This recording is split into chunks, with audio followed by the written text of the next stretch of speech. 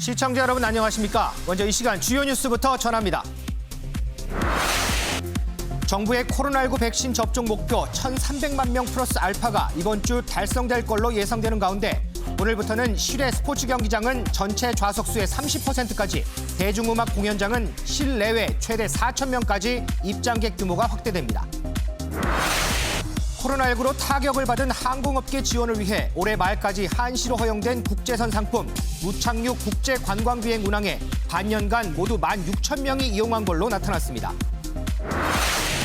군 당국이 내일 올해 첫 독도 방어 훈련인 동해 영토 수호 훈련을 비공개로 실시할 예정인 것으로 알려졌습니다. 지난해에는 코로나19로 규모가 다소 축소됐지만 올해는 예년 수준으로 시행할 걸로 알려졌습니다. 영국에서 열린 G7 정상회의에 참석한 문재인 대통령이 유럽 3개국 국빈 방문 일정을 위해 오스트리아에 도착했습니다. 1892년 수교 이후 우리나라 대통령이 오스트리아를 국빈 방문한 건 이번이 처음입니다. 오늘의 프레스룸 큐시트로 먼저 살펴봅니다. 서울이 아닌 대전 현충원을 찾고 곧바로 광주로, 이른바 여의도 문법을 깨는 국민의힘 이준석 대표의 파격 행보 살펴봅니다. 8월 경선 전에 입당해달라는 얘기를 들은 윤석열 전 총장, 여기저기서 이제는 결단을 해야 한다는 얘기가 나오는데 분석해보겠습니다. G7 정상회의에 참석한 영부인들을 빵 터지게 한 인물이 있습니다. 누굴까요? 잠시 후 알려드립니다. 언제나 활기차게 시작하는 프레스룸, 지금 출발합니다.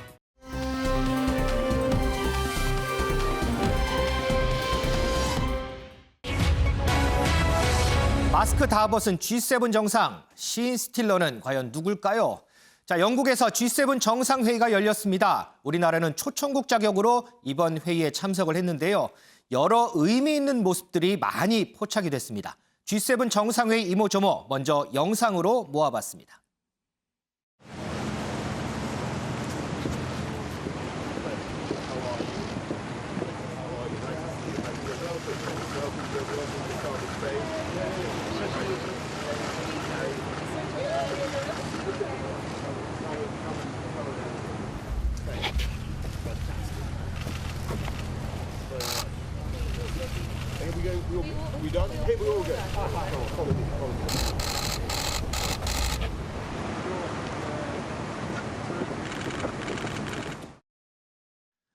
자, 윤지영 기자, 지금 영상 봤는데 가장 인상적인 게 바로 이 모습 아닐까 싶어요. 이 정상들이 모두 마스크가 없어요. 마치 코로나 있기 전에 2년 전의 모습을 보는 것 같아요. 네, 백신의 영향이라고 할 수 있겠죠.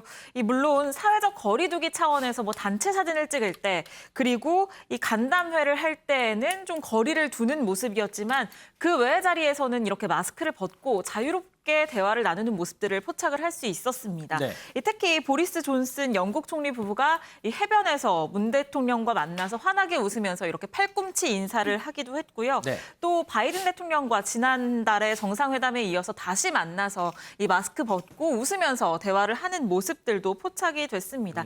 마치 코로나 이전 시대로 돌아간 것 같은 모습이었습니다.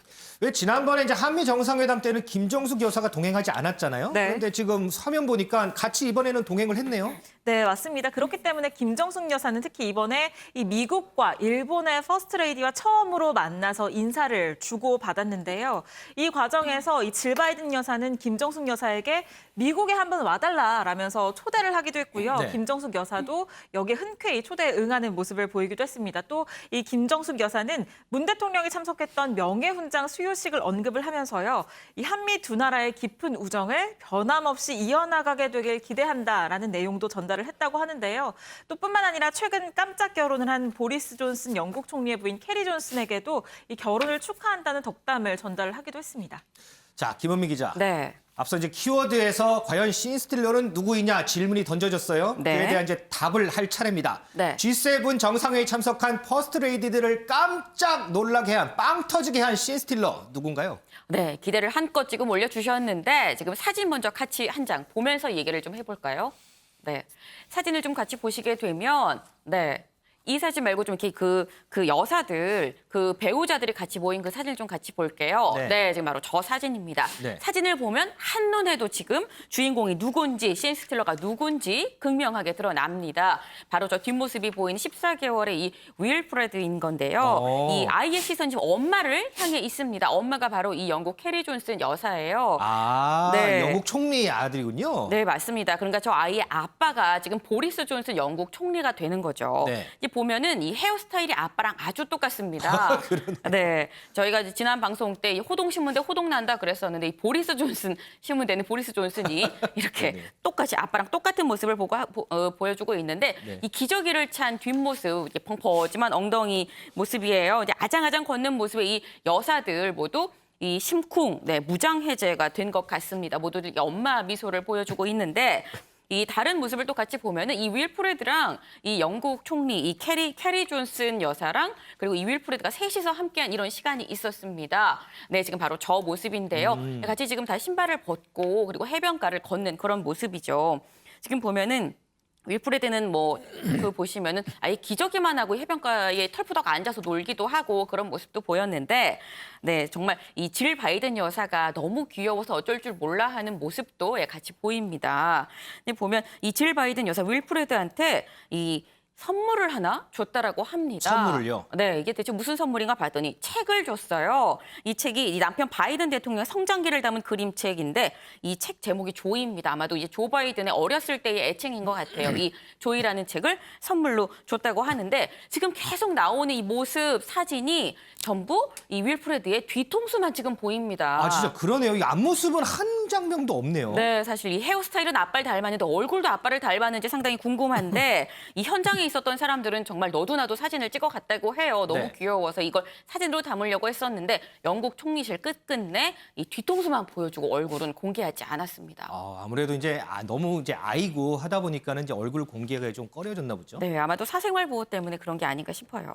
자, 이 사진을 보면요. 이 퍼스트 레이디들이 이 윌프레드를 보는 모습인데 아이고 우리 손주 하는 그런 아주 따뜻한 모습입니다. 그리고 앞서 이제 각국 정상들이 마스크 없이 대화하는 모습을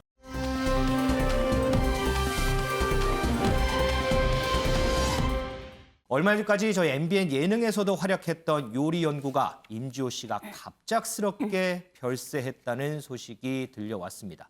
김원미 기자, 네. 이 임지호 씨 최근까지도 왕성하게 활동하지 않았어요? 네, 맞습니다. 최근까지도 이렇게 왕성하게 활동을 하면서 MBN을 통해서 또 이렇게 모습을 보여줬었던 이 임지호 씨. 지난 12일 토요일 오전에 사실 이 향년 65살의 나이 심장마비로 갑작스럽게 세상을 떠났다는 소식이 들려왔습니다. 이 임지호 씨 전 세계를 다니면서 이 자연의 식재료로 이 요리를 하는 걸로 상당히 유명했었는데 그래서 이 방랑식객이란 이런 별칭이 붙기도 했었습니다. 요즘 이게 먹방이 예능의 한 갈래로 들어오면서 임지호 씨도 예능 프로그램에 많이 출연하면서 이제 얼굴을 보였었고 그래서 이제 MBN에서도 이 더 먹고 가라는 이런 프로그램에서 이 자연의 식재료로 출연자들한테 힘이 되는 이 밥상 힐링 밥상을 이렇게 제안해주는 이런 모습을 보여줬었는데 저희가 그때 모습 잠깐 준비했으니까 같이 먼저 보고 오시죠. 이야, 진짜 방송으로도 봤지만 작품 같아요. 오늘 무로 많이 했어요. 무요? 네. 좀 특이한 밥을 했습니다. 우와, 무. 무의 쓰임이 많듯이 앞으로 한지민 씨가 또 쓰임이 또 많을 것이다. 그런 역할을 또 많이 할 것이다. 하는 의미로. 아직 맛이 덜 들었어요. 우와, 새우젓. 저기 새우젓 한 진짜 거. 맛있겠다. 오늘 못 먹어봐요? 가져가는 건 상관없지. 선생님이 웬만하면 안 주시는데 이제 윤아 씨는 하나만 줘보세요. 아직 호빵이랑 먹기에는 근데도 근데 맛있어요? 그런 데는 먹은 거 있어요. 한번 드셔보세요. 드셔봐야 되고. 되게 떨린다.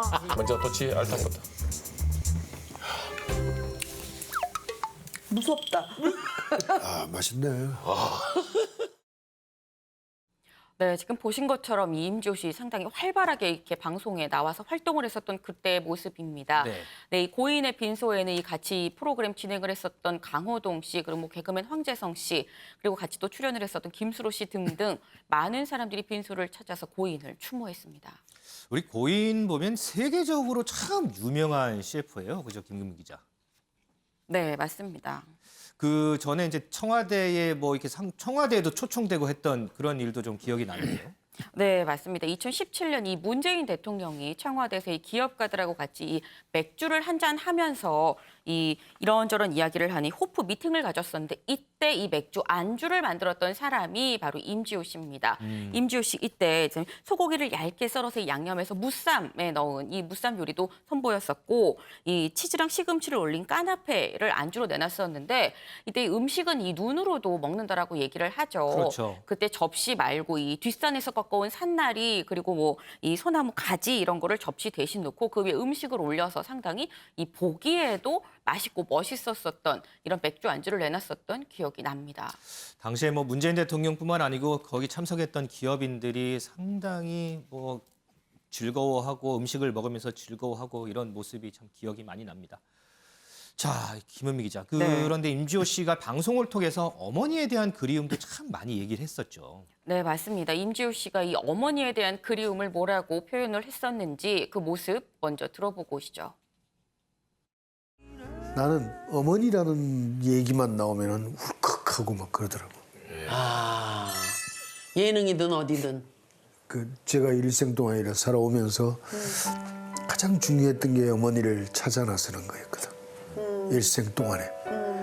그래서 돈 버는데도 관심 없고 그냥 사람이 좋아서 음식을 했어요.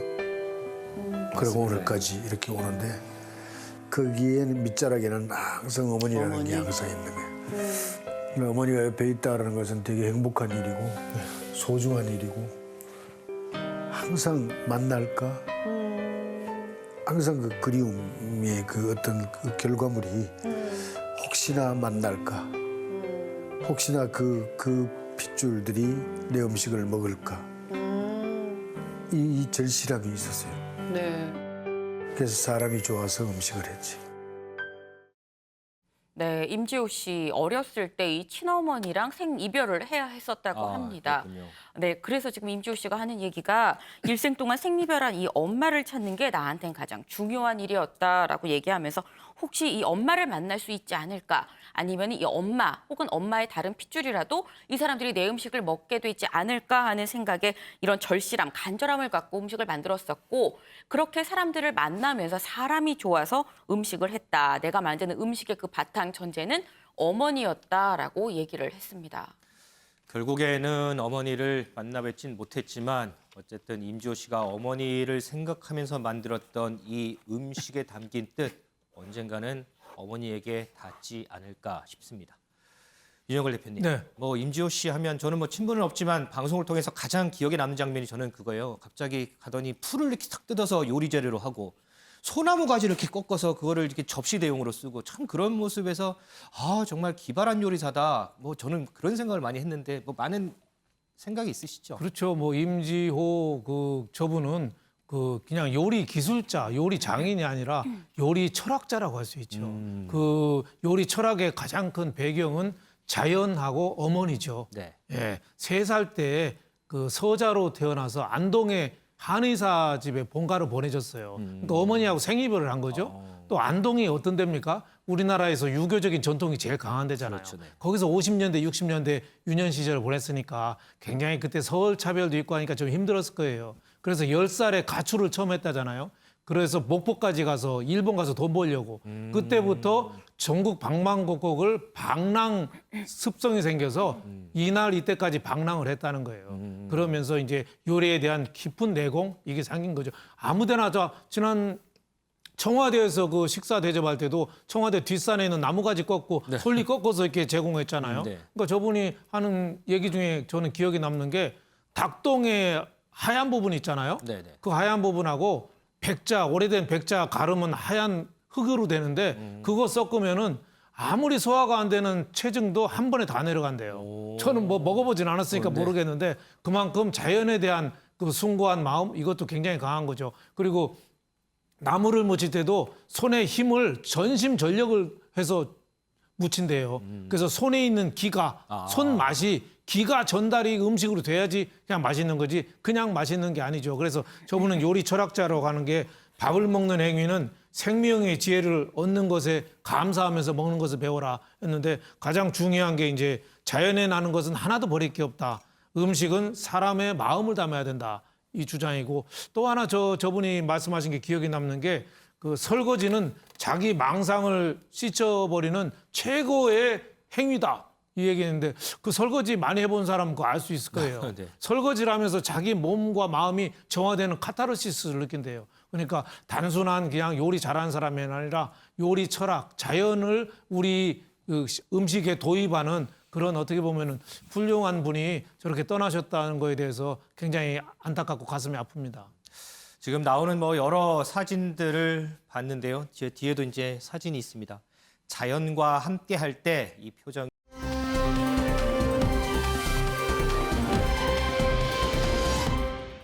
헬기에 묶인 채 비행을 했다. 윤지영 기자. 누가 헬기에 묶인 채 비행을 했다는 얘기예요? 네, 바로 러시아의 유명 유튜버가 제작해서 올린 컨텐츠와 관련된 이야기입니다. 네. 이 제작자 700만 명이 넘는 구독자를 보유한 유명 유튜버 미하일 리트빈 씨인데요. 지난달 26일에 올린 컨텐츠입니다. 지금 저 아래에 매달려 있는 게 이 리트빈의 친구예요. 아, 사람이에요? 네, 기발한 시험을 하겠다면서 저렇게 헬기 바닥에 청테이프로 사람을 묶어서 이 헬기 비행 실험을 한 겁니다. 아, 이거 이 테이프로 사람을 묶어요? 네, 헬기 바닥에 묶인 친구, 헬기가 떠오르자 방금 보신 것처럼 이 환호성을 지르면서 기뻐하기도 했고요. 이 유튜버인 리트빈 씨는 이 승객석에 착석을 해서 환호를 했는데요. 천만다행으로 저 기발한 실험 아무 사고 없이 끝나게 됐습니다. 아이고, 다행이네요. 네, 그래서 이 비명이 아닌 환호성만 들려올 수 있었는데 해당 영상 조회수도 굉장히 높게 기록을 했거든요. 하지만 이 러시아 당국 이 무모한 실험에 대해서 조사에 나섰습니다. 이 군 출신인 조종사가 이 조종석에 있었는데 이 조종사 결국에는 저기에 승객을 보호하지 않았다라는 혐의로 형사 입건됐고요.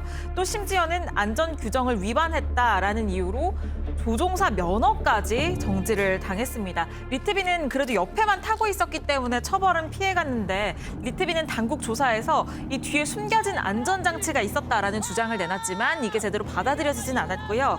이 리트빈은 이렇게 보시는 것처럼 무모한 실험 영상으로 굉장히 인기를 끌고 있는 유튜버인데 지난해에는 무려 2억 원이 넘는 벤츠 차량을 들판에서 불태우는 콘텐츠를 올리기도 했는데 당시 이 콘텐츠를 제작한 이유 이 벤츠의 잦은 고장과 이 제조사 불친절 대응을 이유로 그런 콘텐츠를 제작을 하기도 했었습니다. 야, 아무리 이게 안전장치가 뭐 있었다고는 하는데 영상을 보니까 어떻게 밑에 테이프로 이렇게 사람을 매달고 저 높은 데까지 올라갈 생각을 했을까요? 글쎄요. 제 머릿속에서는 도저히 저런 아이디어는 떠오르지 않습니다.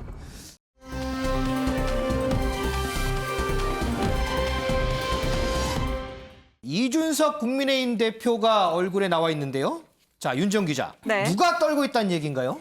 네, 바로 박종진 대표입니다. 네. 이준석 전 최고위원이 지금 대표가 됐잖아요. 그렇죠. 이 말이 씨가 된다는 게 이런 상황을 두고 얘기를 하는 건가 싶기도 한데. 말이 씨가 된다고요? 네, 이게 무려 3년 전으로 거슬러 올라가는 얘기입니다. 지난 2018년 7월에 그러니까 3년 전이죠. 이준석 대표가 당시에 이 바른미래당 대표로 출마를 했었습니다. 네네. 이 당시가 바른정당과 국민의당이 합당해서 이 바른미래당을 만든 직후의 시점이었는데 이때 대표로 출마를 했는데 함께 방송에 출연을 했던 이 박종진 사장이 이렇게 얘기를 한 겁니다. 이 당시 같은 정당에 몸을 담고 있었는데 박 사장은 이 대표의 나이가 어리다는 이유로 이준석은 당대표가 될 수가 없다. 심지어는 제가 찍으면 이준석 표, 내 표 이렇게 2표 나온다라는 얘기도 했고 이준석이 기탁금 날리는 거 막고 싶다라는 얘기도 했었습니다. 그러면서 나온 얘기가 이준석이 당대표가 되면 없고 63빌딩 계단을 오르겠다라는 호언 장담을 내놓은 건데요.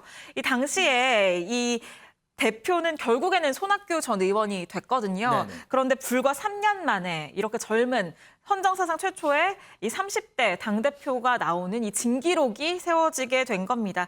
그렇기 때문에 당시 박 사장의 이 발언이 지금 다시 화제가 되고 있습니다. 자, 그러면 얘기한 것처럼 당시에 이제 어쨌든 바른미래당 대표는 되진 않았어요. 근데 3년 지나서 지금 국민의힘의 대표가 됐잖아요.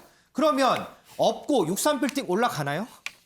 네, 이 업고 63빌딩에 정말 올라갈지 직접 제가 한번 전화해서 물어봤는데요. 아, 전화를 했었어요? 네, 이 박종진 전 당협위원장 본인은 업어주고 싶은데 내가 얘기하니까 이준석 대표가 너무 바쁘더라라고 얘기를 했습니다. 네, 뭐라고 얘기를 했는지 직접 한번 들어보시죠. 그 3년 전에 당대표 되면은 업고 63빌딩 간다고 그러셨는데 이준석 대표 저기 가야 되는 거 아니야? 이렇게 했더니 네. 형님 제가 지금 너무 바쁩니다. 이렇게 통화를 했습니다. 아 이준석 대표도 의외로 좀 살이 붙었더라고요. 그래서 그 업고 몇 층까지 올라갈지는 몰라도 네. 올라가서 제가 뭐 땀 뻘뻘 흘리고 쓰러지고 그러면 이제 나중에 뭐 엘리베이터로 갈아타더라도 한번 올라가야 되지 않을까 지금 생각하고 있습니다. 네, 직접 정말 63빌딩에 업고 올라갈 거냐라고 물어보니까 지금 들으신 것처럼 내가 쓰러지더라도 엘리베이터를 중간에 타게 되더라도 업어야 되는 거 아닌가라고 얘기를 했습니다. 네, 그러면서 난 정말 당대표가 될 줄 몰랐다라고 네. 얘기를 하면서 대한민국 미래에 그래도 이제 서광이 비친다라고 얘기를 했는데 이 63빌딩 계단 그럼 정말 만약에 이준석 대표가 바쁘더라도 짬을 낸다면 갈 수 있는지 한번 알아봤는데요. 네. 63빌딩 계단 이렇게 보안 문제 때문에 사실 이 공개가 되지 않습니다. 네, 계속 출입구를 닫아 놓는다라고 해요. 그래서 1년에 딱 한 번 이 63빌딩 계단 오르기 대회가 있는 그 날만 이 계단이 오픈이 되는데 근데 이 대회 자체가 이제 10월, 11월 요쯤에 지금 열리게 되거든요. 아, 근데 한창 바쁠 때네요. 그렇죠. 근데 이때쯤이면 사실 국민의힘에서 이제 차기 대선 주자를 선출을 해야 되는 그렇죠. 당 대표로 정말 바쁠 시간이기 때문에 아마도 이 박종진 전 당협위원장이 이준석 대표를 업고 63빌딩에 오르는 건 힘들지 않을까 싶습니다. 글쎄요, 뭐 올해는 아니더라도 언젠가 이 공약을 지킬 날이 있을지 그것도 한번 지켜보도록 하겠습니다. 이 정치인들이요, 과거에도 각종 섣부른 공약 얘기했다가 곤혹을 치른 적이 참 많습니다. 관련 영상 저희가 모아봤는데 보고 오겠습니다. 저하고 손에 장 지지기 한번 내키를 한번 할까요? 그 사람들이 그거 실천하면 제가 뜨거운 장에다가 손을 집어 넣을게요. 좌파가 세 사람이 나왔어. 그래서 3대1 구도인데 그 구도에서 우리가 못 이기면 제주 앞바다에 들어가야죠. 안철수 후보의 말대로 제가 만약에 3등의 성적표를 받는다면은 석천 호수에 뛰어들겠습니다. 지난 2016년이죠. 이정현 당시 한나라당 대표가 야당이 박근혜 전 대통령 탄핵 추진하면 손에 장을 지지겠다라고 했는데 탄핵안이 가결이 됐죠. 그리고 홍준표 당시 대선 후보 보수가 못 이기면 한강 바다에 들어가야 되겠다 이런 얘기도 했고 앞서 보신 박종진 사장 나 3등 낙선하면은 석촌호수 뛰어들겠다 이런 얘기도 했습니다. 은영미 의원님. 네. 어떻게 보면 참 무모한 얘기잖아요. 그럼에도 불구하고 이렇게 국민들이 보는 앞에서 이런 말을 내뱉는 거 무슨 의도가 있지 않을까 싶긴 해요. 일단 정치인들은 본인 사망을 알리는 부고 외에는 언론에 자주 오르내려야 된다 이런 말이 있을 정도로 저도 들어봤어요. 네. 좋은 소식이든 나쁜 소식이든 일단은 언론에 많이 노출이 돼서 존재감을 부각해야 된다 이런 말이 나오거든요. 이번에 이제 이준석 당대표가 뭐 젊은 정치인으로서 뭐 쇄신 바람을 물고 있지만 사실은 언론에 많이 노출된 효과도 톡톡히 본 거거든요. 그만큼 이제 정치인들은 많이 알려져야 된다 이런 강박을 좀 갖고 있는 것 같아요. 그러다 보니까 언론이 좀 받아주려면은 강하게, 세게, 자극적으로 얘기를 해야 되거든요. 그래야지 뭐 언론이 기사로 한 줄도 적어주고 또 SNS에 그런 글을 또 올렸을 때 또 지지층이나 뭐 또 반대층들이 막 와글와글 하면서 또 회자가 되는 거니까. 하긴 평범한 얘기하면 기사를 쓰지도 않죠, 뭐. 네, 그러니까 이제 그런 욕구를 참기가 어려운 것 같고 이번에 이제 박종진 전 앵커 같은 경우는 만약에 이준석 네가 그때는 이제 더 젊었잖아요. 그렇죠. 당대표 정말 될 거라고는 생각을 안 하죠 그 당시에. 그러니 그러면 내가 정말로 불가능한 일 36층까지 아니 그러니까 63빌딩을 아예 그냥 업고 가겠다 이런 얘기를 한 거고 홍준표 같은 경우는 당시에 보수가 하나니까 1대 3인데 3이 진보고 보수가 한 명이었으니까 보수가 여기서도 못 이기면 완전히 한강에 빠져야 된다 이렇게 자신 있게 얘기한 거예요. 그러니까 자신의 이제 자신감, 확신 있는 생각을 얘기함으로써 지지층들에게 내 말을 믿어달라. 그리고 나를 지지해달라 이런 뜻으로 한 건데 이게 이제 자신의 지나친 확신이잖아요. 이게 만약 결과가 그대로 나오면은 또 모르겠는데 만약에 결과가 그렇게 안 나오면은 좀 믿을 만한 사람이 못 된다. 그것도 한 번이고 또 뭐 이제 가벼운 예를 들면 뭐 36층은 뭐 이 정도야 재밌게 넘어가는 말인데 만약 공약이라든가 이런 것들을 함부로 뭐 세게 얘기했다가 만약에 결과가 그렇게 아니다든가 번복을 한다면은 이거는 믿을 만한 사람이 못 된다. 네네. 신뢰할 수 없다. 신중하지 못하다. 사려 깊지 못하다. 이런 부정적인 효과도 있을 수 있거든요. 그래서 정치인들이 일단 관심을 받는 거 좋습니다. 관심을 받기 위해서 말을 뭐 좀 이렇게 재미있게 하는 건 좋은데 그게 이제 자칫 엇나가서 막말한다거나 독설을 한다거나 또는 지키지도 못할 약속을 한다든가 그러면 오히려 긍정보다는 부정적인 효과가 있을 수 있다. 이런 부분은 좀 감안을 해야 될 것 같습니다. 특히나 이제 선거철이 다가오면 이 정치인들의 각종 말들이 쏟아지죠. 앞으로 이제 대선 국면으로 접어들 텐데 이때는 또 어떤 말들이 쏟아질지 궁금합니다.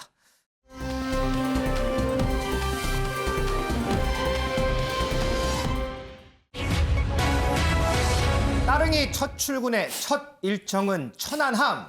자, 국민의힘 당대표로 선출된 이준석 대표 오늘 공식 일정을 시작을 했습니다. 그런데 첫 일정부터 파격이었습니다. 먼저 관련 영상 보고 오겠습니다.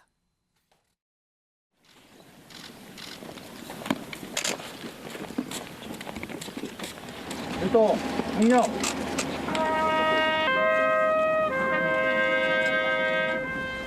저희 아들 고등학교 2학년입니다. 이번에 상처를 좀 많이 받았거든요. 앞으로 상처를 더 받지 않았으면 좋겠다라고 말을 꼭 좀 전해달라고 했거든요. 앞으로 자주 인사드리겠습니다. 감사합니다. 최근에 있었던 해당 부적절한 발언 같은 경우에는 천안함 최원일 함장께서 송영길 민주당 대표께 제명 등의 적극적인 조치를 요구하신 것으로 알고 있습니다. 만약에 저희 당에서도 비슷한 일이 있다면은 엄중한 그런 판단을 할 수 있도록 하겠습니다.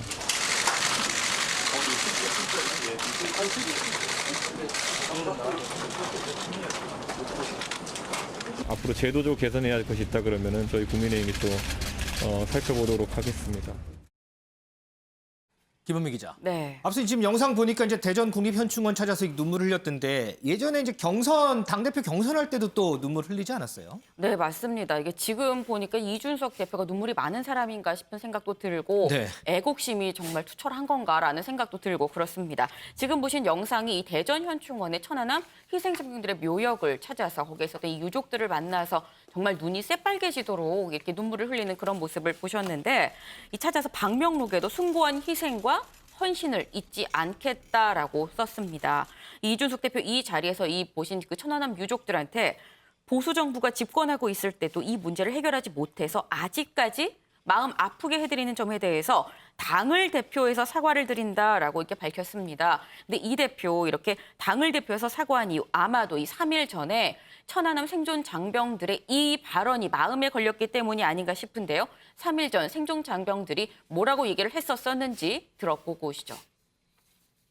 보수 정권 때 미리 손 뻗고 보듬어 주시고 이런 음모론에 대해서 대처하셨다면 지금 우리 함장님이 아스팔트에서 피켓 들고 계셔야 될 상황이 아닙니다. 저녁 당일날 명예진급했고 문재인 대통령이 해주셨습니다. 또 이용하시려고 이렇게 부르셨구나라밖에 저는 생각이 안 들어요. 왜냐 이때까지 보수 정권에서 해준 게 없으니까. 자, 보수 정권일 때 유공자 몇 명 내주신 줄 아십니까? 6명 됐습니다. 6명. 지금 13명입니다. 4년 사이에 지금 몇 명이 더 된 거겠죠? 지금 문정권일 때 더 유공자 더 많이 됐습니다. 그것도 사실이고요. 네, 지금 들어보시면 보수 정권 때 천안함 음모론에 잘 대처를 했더라면 우리 천안함 함장이 피켓 시위를 하는 지금 상황까지 벌어지지 않았을 거다라고 굉장히 이 뼈아픈 지적을 했습니다. 네. 그래서인 건지 이준석 대표 사실 그동안 이 당대표가 처음 이제 선출이 되면 항상 첫 일정은 서울 현충원을 찾아서 이 전직 대통령들의 묘역을 찾았었는데 대부분 다 그랬죠, 뭐. 네, 대부분 정말 뭐 거의 예외 없이 그랬었는데 이번에 이준석 대표는 천안함 희생장병의 묘역이 있는 대전 현충원을 찾았습니다. 자, 그리고 이제 그 대전 현충원 간 다음에 이제 광주를 갔어요. 보니까 네. 아까 영상도 좀 나왔는데 이 광주 건물 붕괴 참사 희생자 합동 분향소를 갔더라고요. 네. 거기서 전두환 전 대통령 얘기를 했다면서요? 네, 맞습니다. 이 광주를 찾다 보니까 이제 5.18에 대한 얘기도 나오고 이 전두환 전 대통령에 대한 얘기도 나왔었는데 이 전두환 씨 사실 오늘 오후에 이 항소심 재판이 예정돼 있습니다. 근데 오늘도 이 전두환 씨 재판이 불출석할 예정으로 이제 알려져 있었는데 그렇기 때문에 기자들이 여기에 대해서 직접 물어본 거예요. 그랬더니 이 이준석 대표가 얘기하기를 이 재판에 대한 불성실한 협조는 시민의 한 사람으로서 상당히 부적절하다고 생각한다라고 입장을 확실하게 밝혔습니다. 아, 부적절하다. 자, 은영미 의원님. 네. 서울이 아닌 대전 현충원을 찾았어요. 그리고 곧바로 광주를 또 갔단 말이죠. 보수정당 대표가 첫 공식 일정으로 광주로 간 게 아마 처음인 것 같은데 특히나 또 광주 가서는 또 전두환 씨 얘기까지 했단 말이죠. 네. 자, 이런 이준석 대표의 파격 어떻게 평가하세요? 일단 이제 파격의 연속이라고 봐야 될 텐데 일단 첫 행보가 뭐 굳이 뭐 이미 이제 지나간 얘기지만 지하철 따릉이 자전거 타고 따릉이 자전거 타고 출근한 거.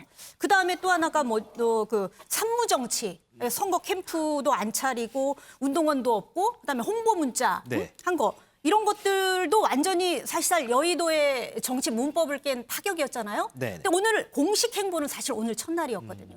이것도 사실 파격이에요. 원래는 국립 서울 현충원을 가야 되는데 대전 현충원을 간 것이 뭐냐면 맞아. 얼마 전에 그 유세 과정에 경선 과정에서도 있었지만 천안함 그 희생 용사들에 대해 눈물을 흘리기도 했잖아요. 그렇죠. 네. 그러니까 의미를 부여하면서 그냥 물론 서울 현충원도 중요하지만 지금 이 시점에서 내가 찾아야 될 곳은 이것이다. 그리고 내가 보수의 가치를 드높이는 당대표로서 국민의힘 당대표로서 우리 지지층들 나에 대해서 불안감을 갖지 마라. 이런 메시지를 주기 위한 것이고 또 이제 물론 이제 그 원내대표 김기현 원내대표도 원내대표에 당선된 다음에 뭐 첫날은 아니었지만 호남을 방문했어요. 그때는 이제 5.18 행사들도 있었고 이랬기 때문이지만 네. 이번에는 합동 분향소 한마디로 그 철거 건물 붕괴 참사가 있는 일이 마침 겹쳤거든요. 그러니까 사실은 원래 일정대로 하면은 그 국민의힘 지지층들이 많은 보수의 심장이라고 하는 대구를 찾아갔어야 되는데 그랬었겠죠. 이번에 이제 철거 건물 붕괴 참사도 있었을 뿐만 아니라 그동안의 불모지였던 호남 쪽으로 외연을 확장하기 위한 첫 행보라고도 볼 수 있죠.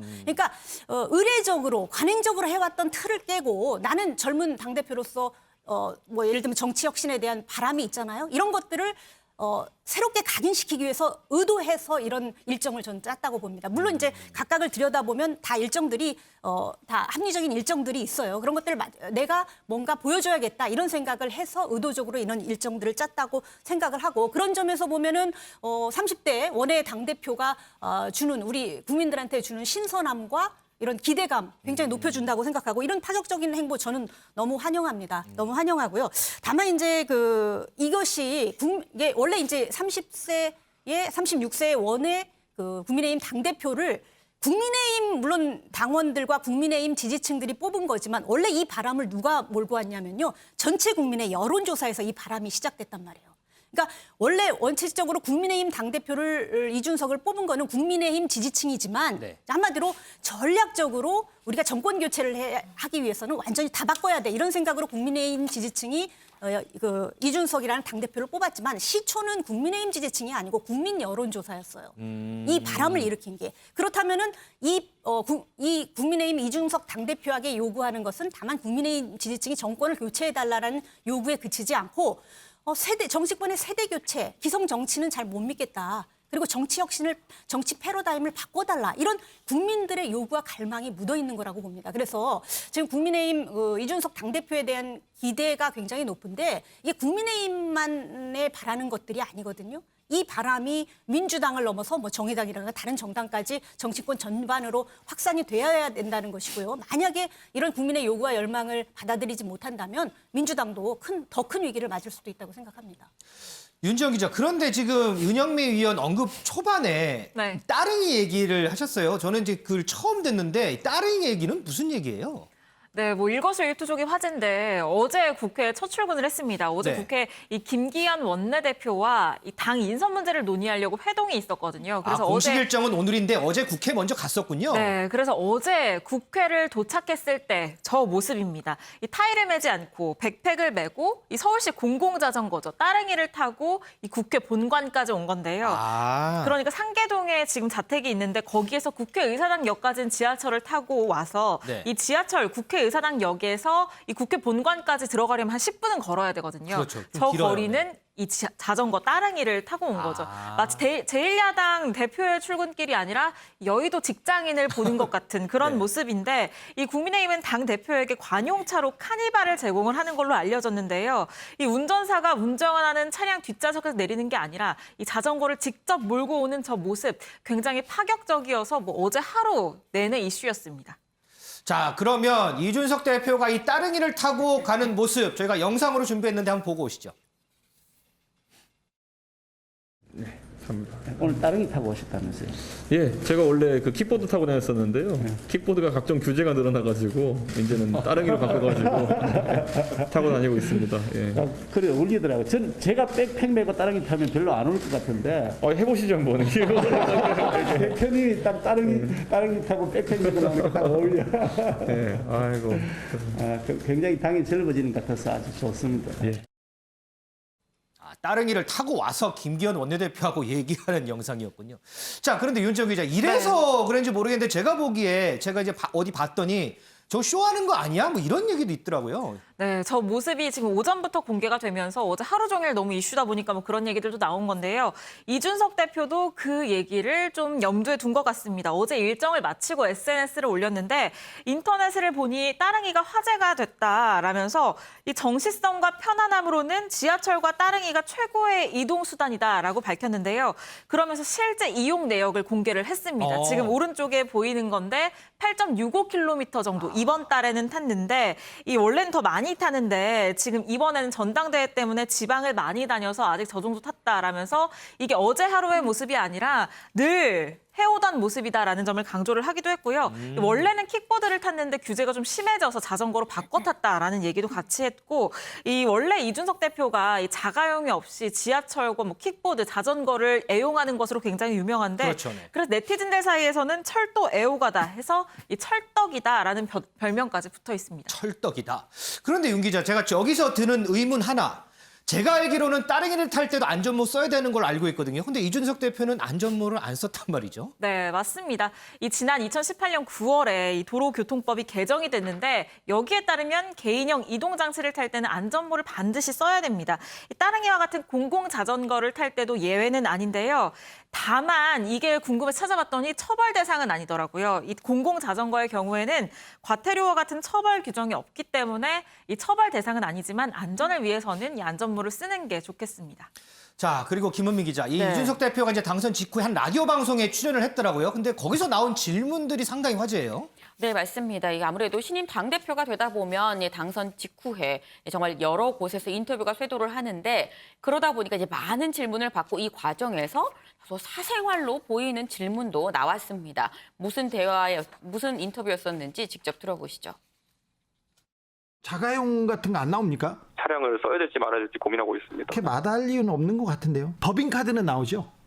그거는 이제 당에서 공식적인 비용을 지출할 수 있는 카드가 있습니다. 지금 미혼이시죠? 예, 맞습니다. 여자친구는 있습니까? 그런 개인적인 거 계속 물어보시면 안 됩니다. 당대표니까 또 그 관심사니까. 공적인 인물입니다. 이제. 네. 공적인 인물. 이건 이제 안 물어볼게요. 그거는. 대표 되면 월급 받죠? 월급 없고 당비만 있습니다. 네, 지금 들어보시면 여자친구가 있는지를 물어봤습니다.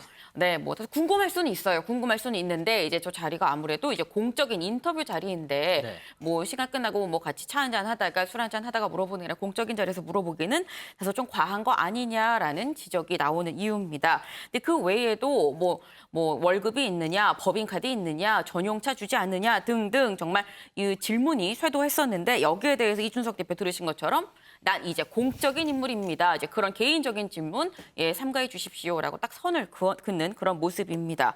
근데 그러면서도 또 깨알같이 설명을 하기도 해요. 월급은 없고 당비는 250만 원인데 요건 이렇게 낼 수 있고 법인카드도 있긴 하지만 무제한이긴 하지만 난 뭐 여기에 대해서 이거를 쓸지 안 쓸지 아직은 고민 중이다라고 또 친절하게 답변을 하기도 했습니다. 또 답변은 또 친절하게 했군요. 네. 자, 김 기자, 그리고 하나요. 네. 이준석 대표 당선 직후에 안철수 대표하고 깜짝 회동 소식도 들려요? 네, 맞습니다. 이 이준석 대표 그리고 안철수 국민의당 대표 두 사람 사이가 안 좋은 거니 정치권은 물론이고 전국에서 지금 익히 알고 있는 사안이죠. 뭐 총선 때 노원병에서 경쟁자로 싸운 이외에도 서울시장 선거 때 지금 맞붙으면서 이 갈등 안 좋은 게 뭐 널리 알려져 있는 그런 상황인 건데 때문에 이준석 대표가 당대표가 되면 국민의당 그리고 국민의힘 이 합당 문제가 무산되는 거 아니냐라는 우려까지도 있었습니다만 이준석 대표가 이 당선된 그 바로 다음 날 이 안철수 대표를 이 노원구 상계동에서 만났다라고 합니다. 상계동에서요? 네, 이게 보니까 이게 그냥 뭐 사전에 예약을 하고 이게 뭐 약속을 잡아서 만난 게 아니라 이준석 대표가 그냥 전화해서 좀 보시죠 해서 뭐 요즘 말로 얘기하면 번개, 아하. 예, 번개로 그냥 만났다라고 해요. 그러니까 알고 보니까 두 사람 다 집이 상계동에 있고 집 거리가 한 1km 정도 밖에 떨어져 있지 않아서 그냥 봅시다 하면 바로 볼 수 있었던 그런 상황이었었는데 가깝군요, 집이. 네, 예, 집 근처에 있는 이 커피숍에서 1시간 정도 배석자가 없이 만났습니다. 근데 이 자리에 대해서 이 국민의힘 쪽에서 나오는 얘기로는 예, 아무래도 이 합당에 대해서 공감대를 두 사람이 좀 확인을 했다라고 얘기를 했는데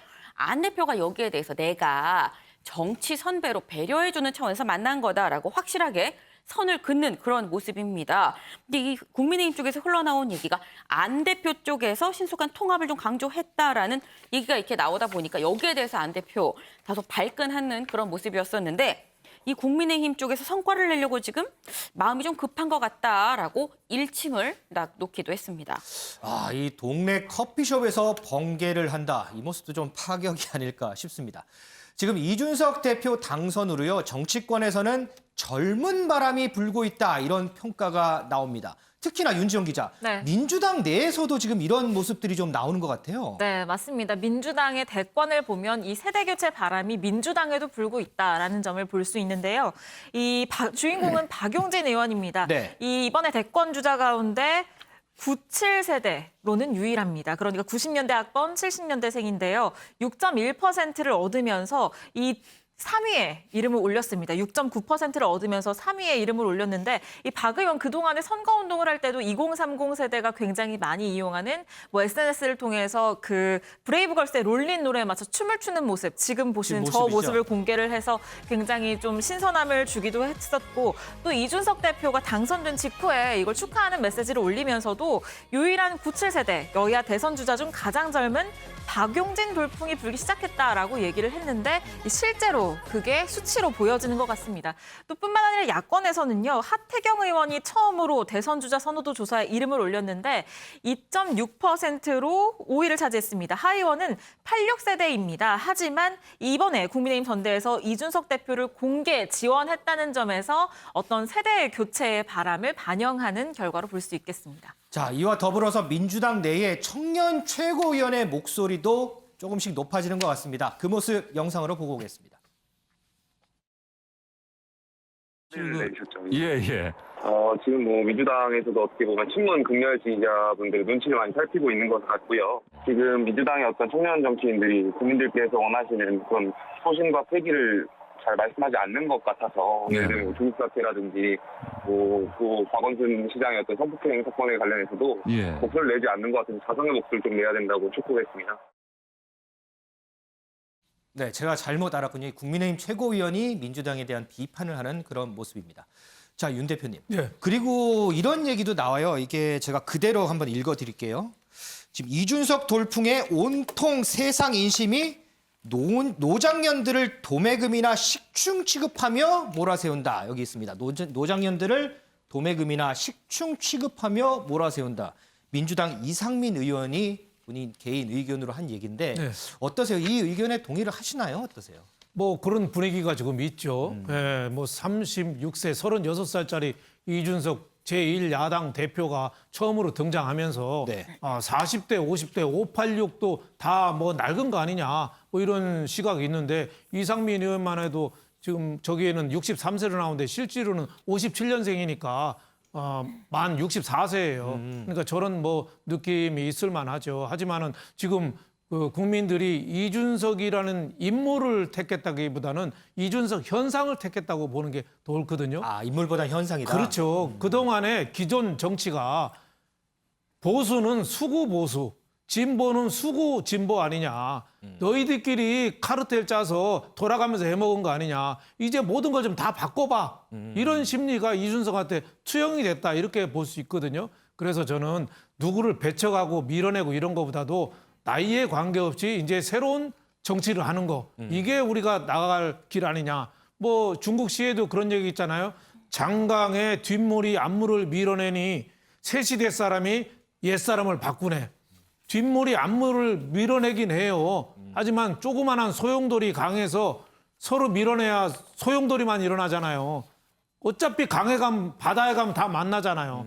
그러니까 뒷물은 앞물을 무시하지 말고 앞물은 밀려나가면서도 뒷물을 비난하지 말고 바닷가에 가서 서로 큰 정치를 해야 되는 게 우리 이준석 정치 현상이 주는 시사점 아닌가 뭐 이런 생각이 들고, 민주당에서 저런 얘기를 하는 거는 민주당이 그만큼 586의 세대가 기득권층으로서 지금 강권하잖아요. 4.7 보궐선거 이후에 초선 의원들 5명이 바꾸자고 했다가 욕 얻어먹고 그 오적이라는 소리 듣고 반성문도 쓰고 그랬거든요. 그러니까 민주당이 지금 더 좀 안 변하고 있는데 민주당 좀 빨리 변해야 되는 거 아니냐, 뭐 이런 얘기가 나오는 거 아니냐 이런 생각이 좀 들어요. 저는 이준석 얘기 나왔으니까 말이지, 이준석은 30대 정치인이 가질 수 없는 3가지 재산을 저는 갖고 있다고 봐요. 네, 첫 번째는 30대이면서 정치 10년 했어요. 네. 비대위원 참여하는 것도 정치 10년 했어요. 그렇죠. 두 번째, 30대이면서 언론에 대해서 굉장히 가까워요. 이 말단 기자부터 언론사 고위층까지 그동안 방송 나오고 하면서 굉장히 가까워서 네. 언론하고 가까운 정치인은 저는 김대중, 김영삼 정도 이후에는 저렇게 언론하고 가까운 정치인 본 적이 없어요. 지금 최근에 대통령 하신 분들 봐요. 언론하고 가까운 정치인 있었나요? 굉장히 멀고 마지못해서 만나죠. 보면 A4 용지 들고 읽기나 하지 친화력 있는 사람이 없잖아요. 세 번째는 과거가 없잖아요. 과거요? 예. 검사 출신은 과거 뭐 비리라든지 검찰 특권 시비, 뭐 과거에 누구를 무마시켜줬다는 비리, 정치인들도 다 뇌물 뭐 이런 거 한두 개 없는 게 없잖아요. 근데 이준석은 아직까지는 이런 과거가 나온 게 없어요. 그러니까 이준석 현상이 이제 스타트는 굉장히 쾌조인데 앞으로 본인이 어떤 비전을 보여주느냐, 거기에 성패가 달려있다 이렇게 생각합니다. 자, 이 30대 당대표의 파격, 초반에는 긍정도 부정도 함께 공존하는 것 같습니다. 이게 시간이 좀 더 지났을 때 그때 평가는 어떨지 그 부분도 좀 관심입니다.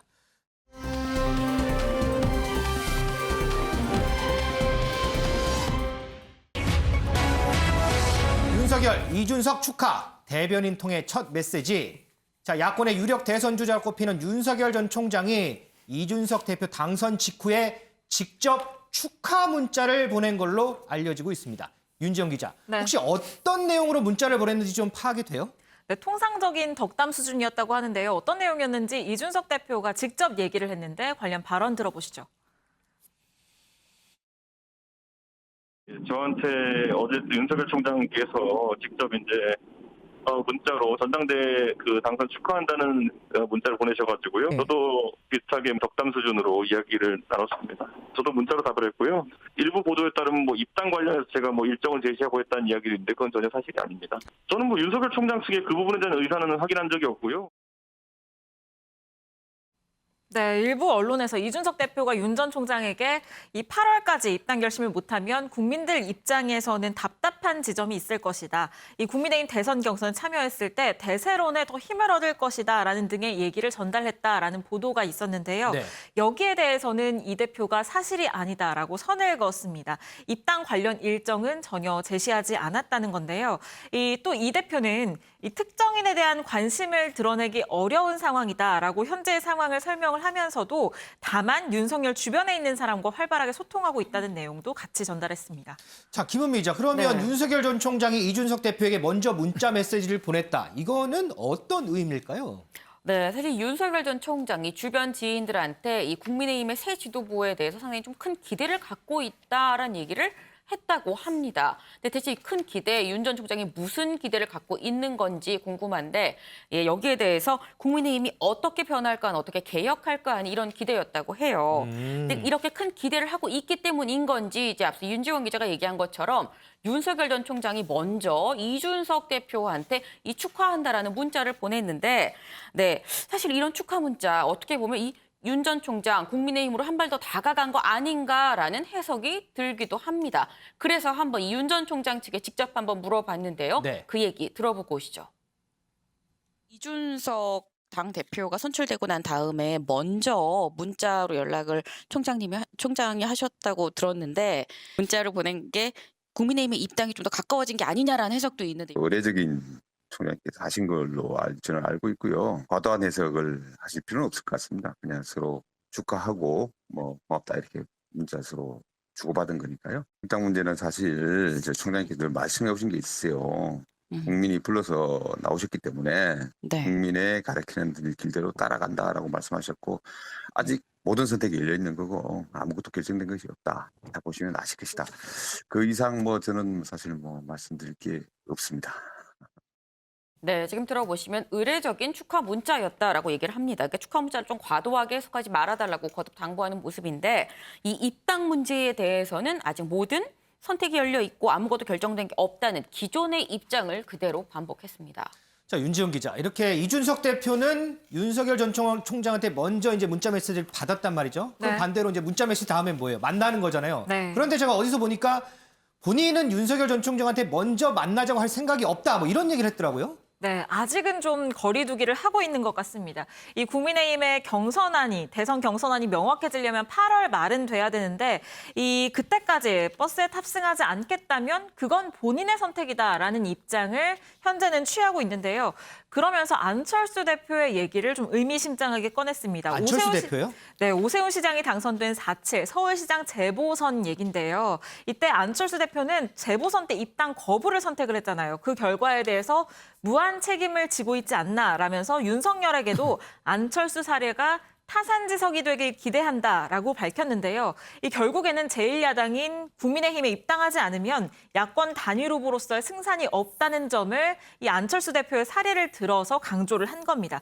그러면서 윤석열의 공정 어젠다가 그때까지 갈지는 확신이 없다라면서 좀 조기 입장에 대한 압박 메시지도 동시에 전달을 했습니다. 은 의원님, 앞서 이제 얘기를 들어보니까 윤 전 총장이 지금 국민의힘에 기대를 갖고 있다 뭐 이런 얘기를 해요. 그러면서도 지금 입당에 대해서는 좀 거리두기를 하는 모습이거든요. 네. 이제 지도부도 새로 다 꾸려졌어요. 입당하는데 이제 남은 걸림돌이 또 있을까요? 일단은 아까 이동훈 대변인이죠. 윤석열 측의 이동훈 대변인이 한 말을 잘 보면요. 국민이 불러서 나왔기 때문에 윤 전 총장이 국민이 가르치는 길대로 따라간다고 보면 된다. 이렇게 얘기했어요. 그러니까 국민이 국민의힘에 입당하라고 하면 할 것이요. 만약에 그냥 제3지대에 머물라고 하면 머물 것이다. 이런 뜻으로 받아들여지거든요.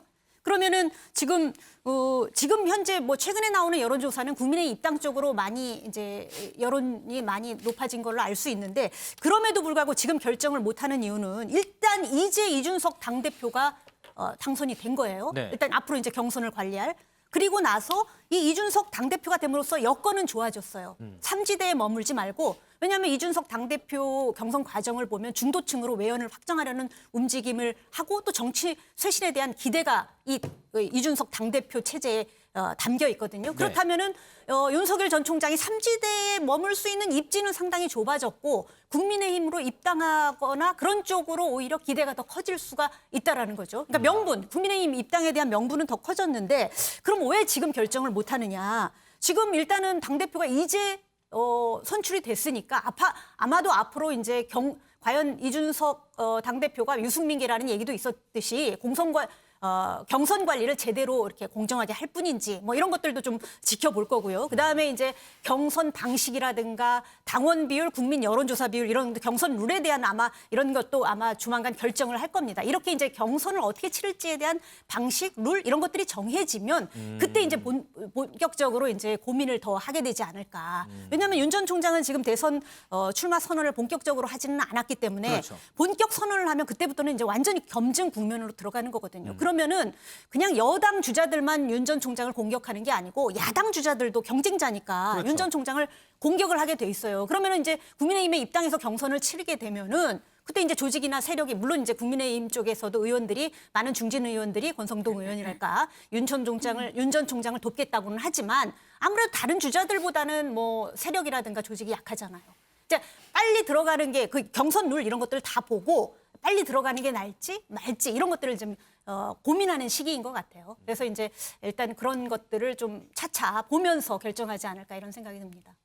김원민 기자, 지금 은영위 의원은 차차 보면서 결정하지 않을까 이렇게 논평을 해주는데 어디서 들어보니까 조만간 공식적으로 정치 선언을 할 거다 이런 얘기도 나오던데요. 네, 그런 이야기도 나오고 있습니다. 이제 왜냐하면 이제 이번 주 들어서부터 이제 대변인 활동이 공식화되고 있기 때문인데 저희가 지난 시간에 이 이동훈 대변인에 대해서 설명을 드렸습니다. 근데 주말 사이 또 공동 대변인으로 한 명이 더 추가로 내정이 됐습니다. 보시면 동아일보 기자 출신인데요. 이 이상록 대변인은 일간지 기자하다가 또 TVN에서 PD로 활동을 하기도 했었고 국민권익위에서 홍보 담당관을 하기도 했었던 이 커리어가 상당히 좀 다양합니다. 근데 보니까 이 두 사람 이동훈 대변인, 이상록 대변인 이 두 사람 공동으로 대변인을 한 이유가 두 사람의 역할이 서로 다릅니다. 그러니까 보면 이동훈 대변인은 어떤 기자 대응이나 이제 언론 대응에 있어서 이런 역할을 하는 거고 지금 보니 이상록 대변인은 어떤 SNS 활동에 대해서 좀 더 이 집중하는 그런 모습을 한다는 건데 보시면 이 공보 조직이 이 수면 위로 올라오고 여기서도 좀 역할이 세분화되고 이런 약간 어떤 체계를 잡아가는 모습을 보고선 조만간 윤 전 총장이 직접적으로 선언을 하고 활동하는 거 아니냐라는 이런 얘기가 나오고 있는데 사실 이것도 역시 저희가 지금 윤 전 총장 곧 나올 것 같다라고 지금 몇 달째 얘기하고 있습니다. 때문에 여기에 대해서 직접적으로 이 대변인 측 또 윤 전 총장이 지인한테 물어봤을 때는 여기서는 좀 이런저런 자기의 생각을 얘기하기 마련인 거고 대변인 즉 공식 루틴 대변인한테 물어보니까 이거는 때가 되면 나서지만 아직 언제라고 말하기는 어렵다라고 선을 그었습니다.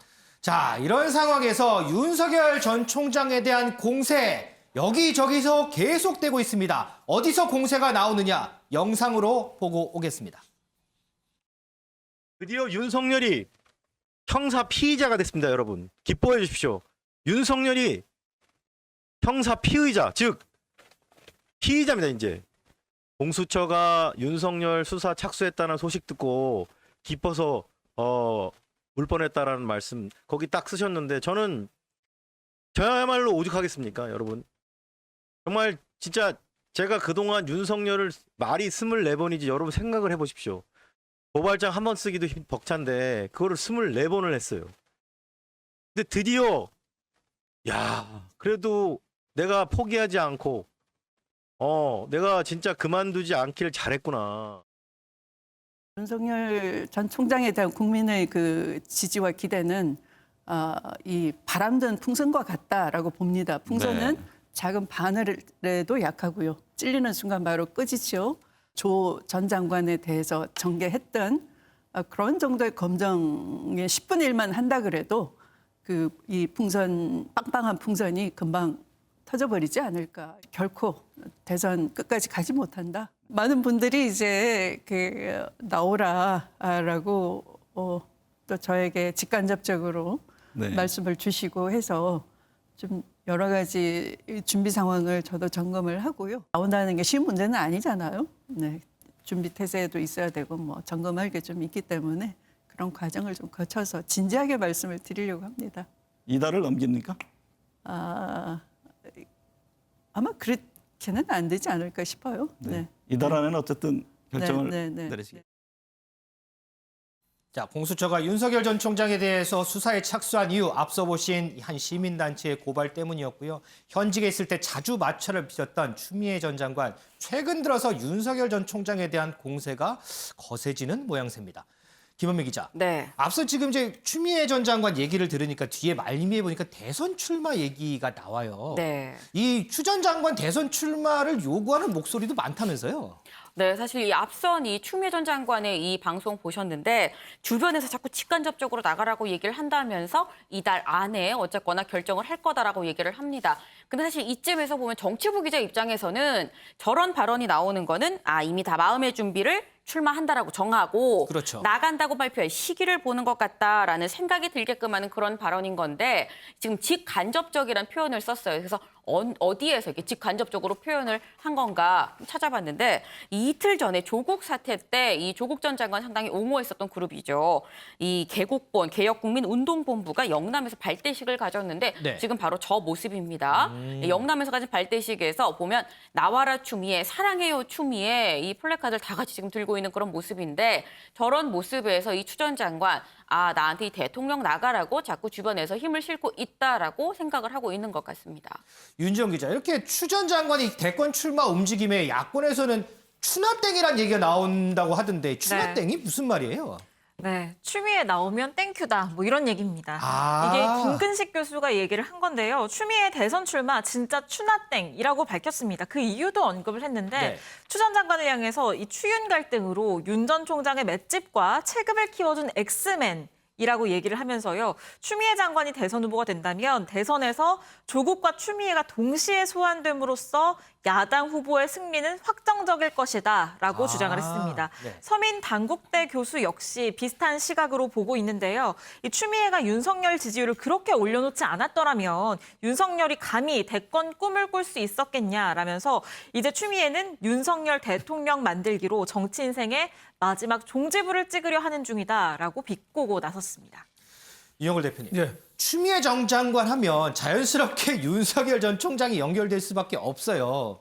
지금 이제 대권 도전 거의 기정사실화하는 것 같은데 최근 들어서 윤석열 전 총장에 대한 공세가 상당히 거세거든요. 네. 또 반대로 이전의 기억을 더듬어 보면 공세가 거셀수록 또 윤석열 전 총장의 지지율은 또 올라가는 모습을 보였어요. 추 전 장관 출마, 윤석열 전 총장 입장에서는 악재가 될까요? 호재가 될까요? 저는 호재라고 봅니다. 아, 호재로 보세요? 예, 우선은 윤석열 검찰총장에 대한 비난이 커지니까 우선은 괴로울 수도 있겠죠.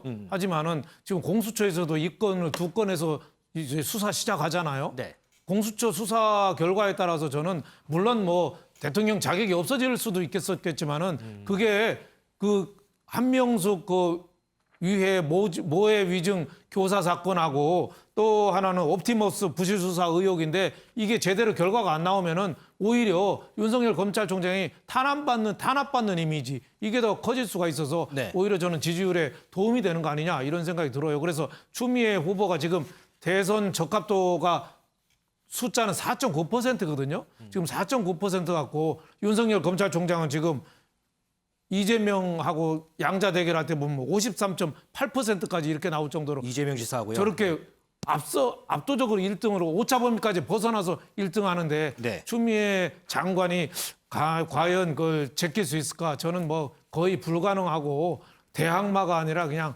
도우미 역할만 할 가능성이 상당히 크다. 저는 이렇게 보고 있습니다. 윤지영 기자, 마지막으로 지금 방금 윤영걸 대표가 이제 지지율 얘기를 하셨어요. 보니까는 지금 윤석열 전 총장이 오늘 발표된 이제 여론조사를 보니까 50%가 넘었단 말이죠. 그런데 또 일각에서 여권에서는 3위 경쟁률이 치열하다 이런 얘기가 있던데 김은미 기자, 이거는 무슨 얘기예요? 자, 여권에서 3위 경쟁률이 치열하다 이런 얘기가 있어요. 네. 예. 보니까 이게 네, 맞습니다.